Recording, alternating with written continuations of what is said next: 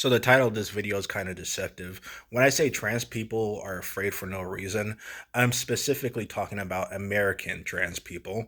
You see, you American trans people have still have your freedom. Even when Donald Trump will be in office, you guys will still be allowed to go about and do what you want. You have the legal right to do so. Donald Trump isn't some scary big bad dictator.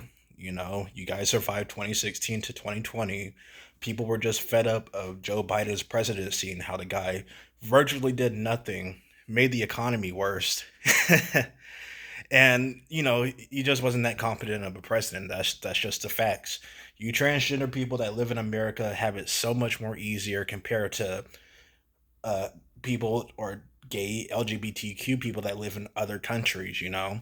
So, since there's so many people, or specifically just liberal transgender people who are claiming to be, oh, I'm so scared of America. Well, you guys can just save up some money, working at your job, buy a plane ticket, and just move to another country. There are better countries for trans people like Iran, Afghanistan, Thailand, China, Russia. Yeah, they definitely love LGBTQ people in Russia. Donald Trump, as we speak right now, is totally rounding up all the LGBTQ people and putting them on trains to camps or whatever.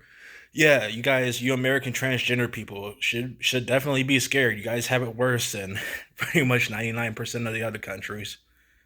Of course, that's just sarcasm. What I'm basically saying is that if you're an American transgender, you really got you don't have shit to be scared of when it comes to this presidency. Now, it is true that both left and right have their extreme flaws, and I personally think both sides are really stupid. But right now, the punching bag right now is the liberals and the trans community for being so overreactive. My biggest issue with the trans community as a whole is, like, I don't care if you're trans. In fact, most people don't give a shit if you're trans. Most people have their own problems to worry about. I'm making this video specifically just to express myself. But what I'm trying to get down is that nobody really cares that you're transgender. Nobody, that Trump isn't gonna put you in some crazy weirdo camp or whatever. You can still be trans if you're American. I think about like 90+% of countries don't even like support trans rights. So if you're an American transgender, you should honestly be grateful. What else I have on my mind? But yeah, liberals being a punching bag right now. I can kind of sympathize with that because, like, I kind of lean more left than right. But the problem with liberals is that, or at least certain liberals, is that they pretty much call anyone a quote unquote Nazi for not believing with their views. And that to me is insane. I mean, it really just, you know, dismantles all the terrible things that the Nazis did during World War II.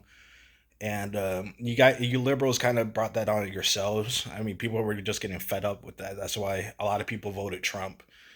And I myself have been called a Nazi online before, and the funny thing is that not only do I lean a little bit more to the left than the right, but I'm not even fucking white, and yet somehow I'm a Nazi, even though I think what the Nazis did to the whole Europe and to innocent Jews was horrible. But apparently, I'm a Nazi because I make trans jokes or whatever, or because I disagree with a transgender person. Trans people right now are just overreactive, and like I said, if you live in America, you still got nothing to worry about. You survived 2016 to 2020. You'll survive to what 2025 to 2029. Let's just see how Trump's presidency works out. Hopefully the economy will be better because shit is expensive as fuck right now. But yeah, that's all I gotta say. Donald Trump, he's not gonna be the next Hitler. Yes, he has some crazy ass followers, but thankfully a good portion of the United States outnumber those crazy followers and make fun of them like I do. Anyway, that's all I gotta say. I'm gonna go eat some spinach and play some more Red Dead Redemption 2.